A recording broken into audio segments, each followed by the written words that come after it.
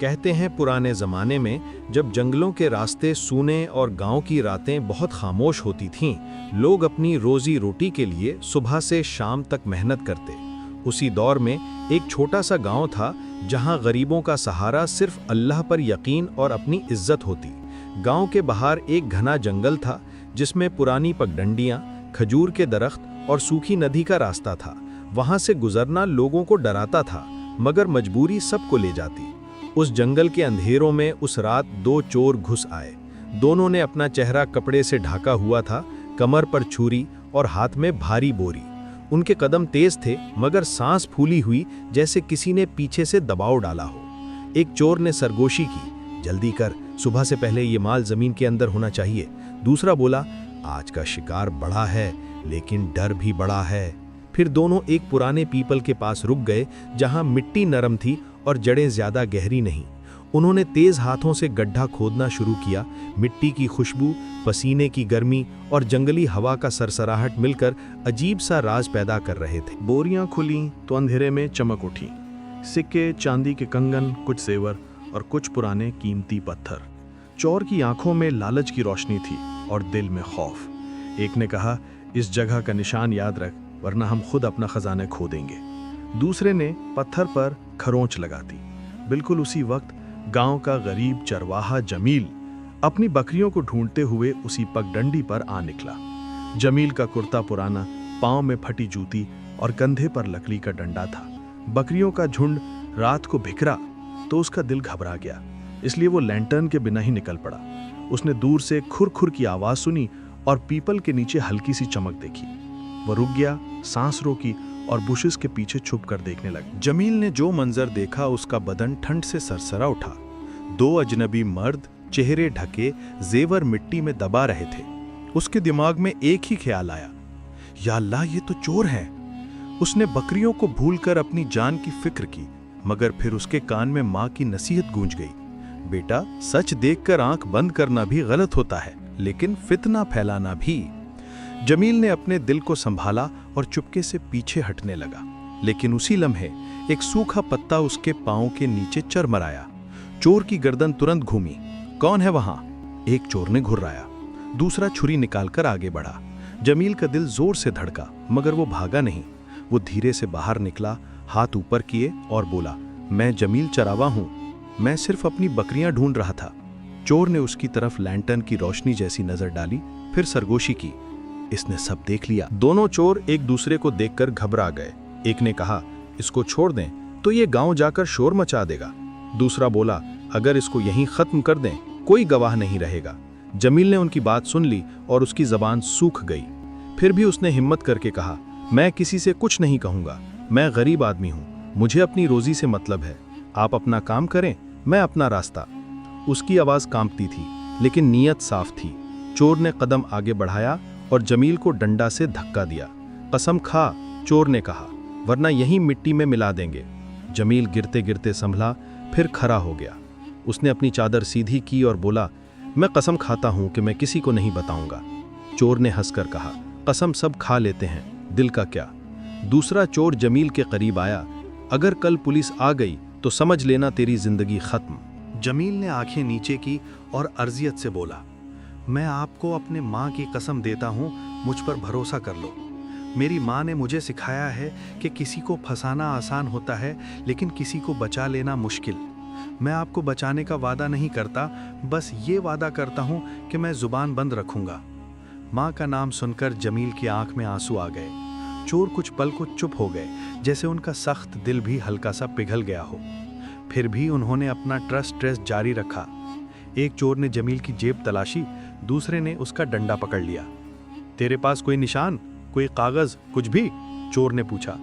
जमील बोला, मेरे पास सिर्फ रोटी का टुकड़ा और थोड़ा नमक है।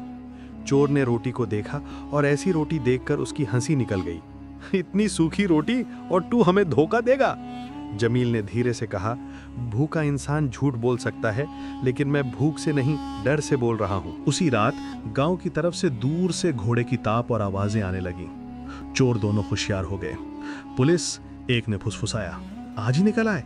दूसरा बोला, शायद किसी और चोर की तलाश है, लेकिन जंगल में आएंगे तो हमें भी पकड़ लेंगे। जमील ने भी आवाज सुनी। उसका दिल उल्टा सीधा हुआ, क्योंकि अगर पुलिस ने इस पल उसे यहां देखा तो उस पर भी शक होगा। चोर ने जमील को खींचकर झाड़ियों के पास ले जाकर कहा, अगर तूने एक लफ्ज बोला तो पहले मरेगा। पुलिस का दस्ता धीरे धीरे करीब आया। आगे एक सिपाही मशाल लिए था, पीछे दो और उनके साथ थानेदार, जो सख्त चेहरे वाला आदमी था। थानेदार ने आवाज लगाई, किसी ने दो चोर देखे हैं? हमें खबर मिली है जंगल की तरफ भागे हैं। जमील के अंदर एक जंग छिड़ गई। सच बोलें तो चोर पकड़े जाएं, झूठ बोलें तो अपनी जमीर से लड़ें। चोर के हाथ की छुरी उसके करीब थी और मां की कसम उसके दिल में थी। जमील ने आगे बढ़कर पुलिस को रोका नहीं, सिर्फ रास्ता दिखाने के लिए कदम बढ़ाया। थानेदार ने उसे देखा और पूछा, तू कौन है इस वक्त जंगल में? जमील ने सर झुकाकर कहा, मैं जमील चौहान हूँ साहब, बकरियां गुम हो गई थीं, इनको ढूंढ रहा था। थानेदार ने सख्त नजर से पूछा, क्या तूने कोई अजनबी देखा? जमील ने अपने होंठ काटकर कहा, नहीं साहब, सिर्फ हवा और दरख्त। पुलिस ने कुछ देर इधर उधर तलाश की। मशाल की रोशनी झाड़ियों पर पड़ी जहां चोर छुपे हुए थे। एक सिपाही आगे बढ़ा, मगर उसी वक्त जमील ने जानबूझकर एक बकरी का नाम लेकर चीख दी, ऐ काली इधर आ। बकरी की आवाज दूर से आई और सिपाही का ध्यान उधर चला गया। चोर को यह मौका मिला कि वो और गहरी झाड़ियों में सरक जाएं। थानेदार ने गुस्से से कहा, चवाहे होश से, हमें चोर चाहिए, बकरी नहीं। जमील ने अपनी जुबान को संभाला और बोला, साहब, बकरी मिल जाए तो मैं गांव लौट जाऊं, आप अपनी तलाश जारी रखें। पुलिस ने उस पर शक तो किया, लेकिन उसका चेहरा गरीबी से भरा हुआ था, इसलिए उन्होंने उसे छोड़ दिया। दस्ता आगे निकल गया और अंधेरे में फिर खामोशी उतर आई। चोर ने झियाड़ियों से बाहर निकलकर जमील को घूर कर देखा। तूने झूठ बोला, चोर ने कहा, हमारे लिए? दूसरा चोर हैरान था, क्यों? जमील की आवाज भारी हो गई। मैंने झूठ आपके लिए नहीं, अपनी मां की कसम के लिए बोला, उसने कहा। मैंने वादा किया था कि मैं किसी से कुछ नहीं कहूंगा। वादा निभाना मेरा फर्ज था। मैंने आपको नेक नहीं समझा, बस अपनी जुबान को सच्चा रखना चाहा। चोर के चेहरे पर पहली दफा लालच से ज्यादा शर्म का साया आया। एक चोर ने धीरे से कहा, हमने जिंदगी भर लोगों को लूट कर सोचा था कि सब हमें नफरत करते हैं, मगर ये गरीब। दोनों चोर कुछ पल तक चुप रहे। फिर ईके ने गड्ढा दोबारा देखा जहां खजाना दब चुका था। उसका दिल एकदम से बोझल हो गया, जैसे मिट्टी के नीचे सिर्फ माल नहीं, उसकी रूह भी दफन हो गई हो। दूसरा चोर जमील के पास आया और पूछा, तेरे पास कुछ है? रोटी का टुकड़ा। जमील ने रोटी का छोटा सा टुकड़ा आगे किया। चोर ने रोटी ली, उसे दो हिस्सों में तोड़ा, एक जमील को वापस दिया और एक खुद खाया।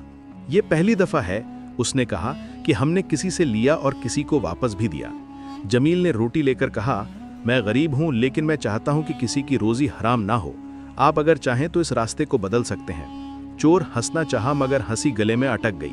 बदल सकते हैं, उसने दोहराया, हमने अपनी पहचान ही चोरी से बनाई। जमील ने नरमी से कहा, इंसान का नाम उसके काम से बनता है और काम कल से बदल सकता है। आज रात आप बच गए, लेकिन कल अल्लाह का फैसला किसी और तरह भी हो सकता है। दूर से पुलिस के घोड़े की ताप फिर सुनाई दी, जैसे दस्ता वापस घूम रहा हो। चोर दोनों फिर घबरा गए। एक ने जमील को कहा, चल यहां से निकल, अगर तू फंसा तो हमें भी फंसाएगा। जमील ने सर हिलाया, मैं जा रहा हूं, लेकिन आप भी सोचो। वो अपनी बकरियों को पुकारता हुआ आगे बढ़ा, मगर उसके कदम भारी थे। उसको खुद पर गुस्सा भी था कि उसने झूठ बोला और सुकून भी था कि उसने अपना वादा नहीं तोड़ा। उस रात का अंधेरा उसके अंदर का उजाला और गहरा कर गया। चोर झाड़ियों के पीछे बैठे रहे। उन्होंने खजाना दबाया था, मगर अब उनको उस माल की चमक से ज्यादा जमील का चेहरा याद आ रहा था। दूसरा चोर बोला, अगर ये हमारी जगह होता तो शायद हमें से लूट लेते। पहला चोर ने सांस भरी और फिर भी वो हमें बचा गया। फिर एक लम्हा आया जब दोनों ने अपने चेहरे से कपड़ा हटाया। अंधेरे में भी उनके चेहरों पर थकान और पछतावा साफ नजर आ रहा था, जैसे बरसों का बोझ। सुबह से थोड़ा पहले थानेदार का दस्ता वाकई वापस उसी इलाके में आ गया। इस दफा उनके साथ एक कुत्ते वाला सिपाही भी था। कुत्ता मिट्टी सूंघता हुआ पीपल की तरफ खींचा। चोर ने यह देखा तो उनका रंग उड़ गया। दूसरा चोर बोला, अब फ्लैट बचना मुश्किल है। पहला चोर ने अपने सीने पर हाथ रखकर कहा, मुश्किल नहीं, शायद यही सही है। फिर उसके जहन में जमील की वो बात घूमी, कल अल्लाह का फैसला। चोर दोनों ने एक दूसरे को देखा और पहली दफा उनकी आंखों में कोई सौदा नहीं, कोई प्लान नहीं, सिर्फ सच का दर्द था। पहला चोर खड़ा हुआ और बोला, चलो। दूसरा बोला, कहाँ? पहला चोर ने कहा, पुलिस के पास। दूसरा चोर घबराकर बोला, पागल हो गया, खजाना। पहला चोर ने मिट्टी की तरफ इशारा किया, खजाना यहीं रहे, हम उससे ज्यादा कीमती चीज खो चुके, इज्जत। और आज रात एक गरीब ने हमें याद दिलाया कि इज्जत वापस आ सकती है। जब पुलिस पीपल के करीब पहुंची तो अचानक दो साए रोशनी के दायरे में आ गए। थानेदार ने चौंक कर बंदूक सीधी की। कौन? पहला चोर ने दोनों हाथ ऊपर किए। साहब, हम चोर हैं। सिपाहियों ने तुरंत उन्हें घेर लिया।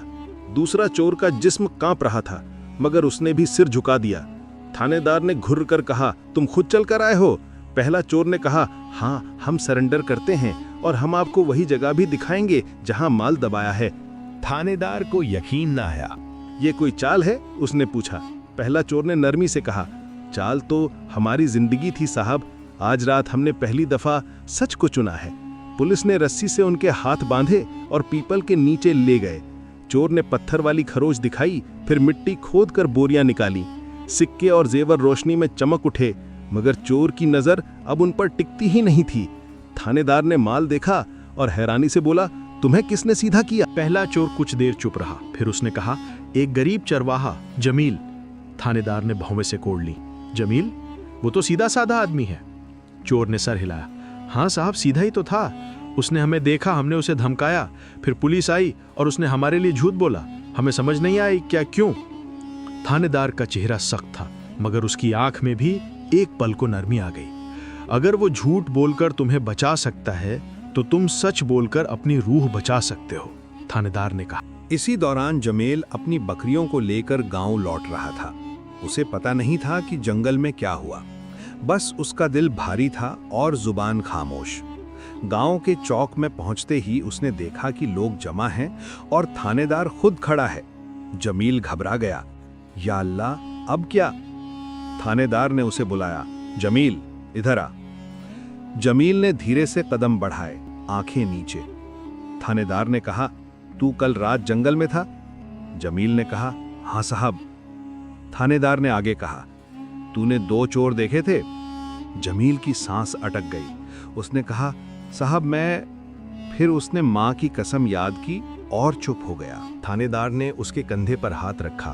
डर मत, हम सब जान चुके हैं। चोर खुद सरेंडर कर गए। उन्होंने तेरी सच्चाई का जिक्र किया। जमील ने हैरत से सर उठाया। मेरी सच्चाई? उसने पूछा। थानेदार ने कहा, तेरा वादा, तेरी जबान, तेरी नियत। तूने झूठ बोलकर भी एक वादा निभाया और वही वादा उनके लिए आईना बन गया। गांव वाले सुनकर दंग रह गए। कुछ लोगों ने कहा, जमील ने चोर को क्यों बचाया? कुछ ने कहा, शायद अल्लाह ने उसे सबब बनाया। जमील ने हल्की सी लड़सती आवाज में कहा, मैंने किसी चोर को अच्छा नहीं समझा। मैंने सिर्फ अपनी माँ की कसम को झूठ नहीं बनने दिया। मैंने वादा किया था और वादा इंसान की इज्जत होता है। थानेदार ने कहा, और देख, इज्जत ने दो दिल बदल दिए।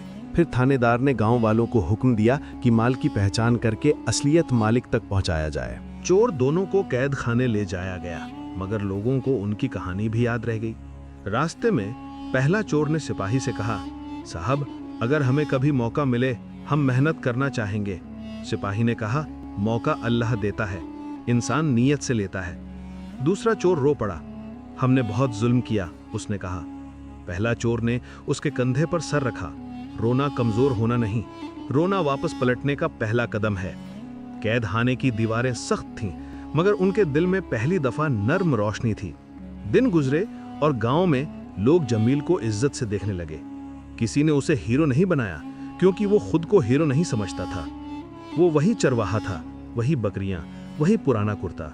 लेकिन अब जब वो पगडंडी से गुजरता, लोग सलाम करते। एक बुजुर्ग ने कहा, बेटा तूने सबक दिया कि नेक नियत इंसान को भी बदल देती है। जमील ने कहा, बुजुर्ग मैं बस इतना जानता हूं कि दिल साफ हो तो अल्लाह रास्ता खोल देता है।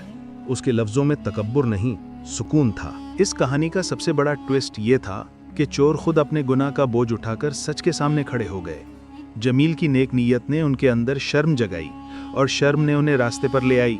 मॉरल ये है कि सच्चाई और नेक नीयत दिलों को पलट देती है।